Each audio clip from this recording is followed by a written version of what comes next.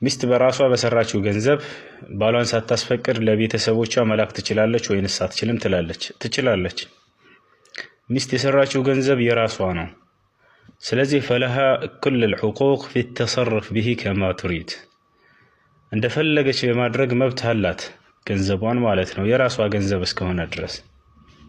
ግልጽ ነው አይደለ? ከፈለገች ለባሏ መስጠት ትችላለች፣ ከፈለገች ለቤተሰቧ። የማንም ፍቃድ አትጠብቅም የራሷ ገንዘብ እስከሆነ ድረስ ማለት ነው። አላህ Subhanahu Wa Ta'ala ከፈለገችና ደስ ካላት ውስጧ ካመነበት ትስጣችሁ ነው ያለው፣ ለባል ራሱ ማለት ነው። አስገድዶ ይቀበላት ወይንም በሱ መብት ታንቀሳቀስ አይደለም ያለው፣ በሱ ትዕዛዝ ታንቀሳቀስ አይደለም ያለው። ግልጽ ነው አይደለ? ከፈለገች ለባሏ ከፈለገች ለቤተሰቧ እንደፈለገች የመስጠት መብት አላት። ያለ ባሏ ፍቃድ ከፈለገች ለቤተሰቦቿ መስጠት ትችላለች፣ የራሷ ገንዘብ ስለሆነ ማለት ነው። ይሄንን ነው ያ ጀማዓ። ምን ብላ ያምናሉ አንዳንድ ሰዎች?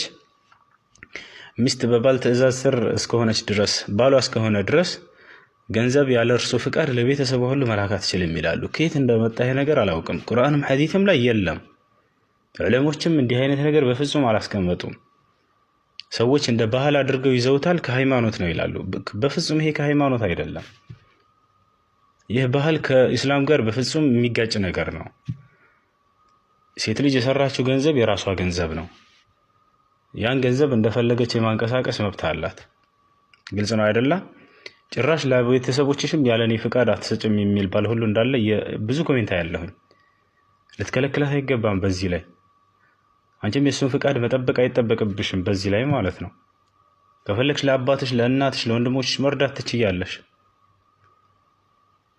السلام عليكم.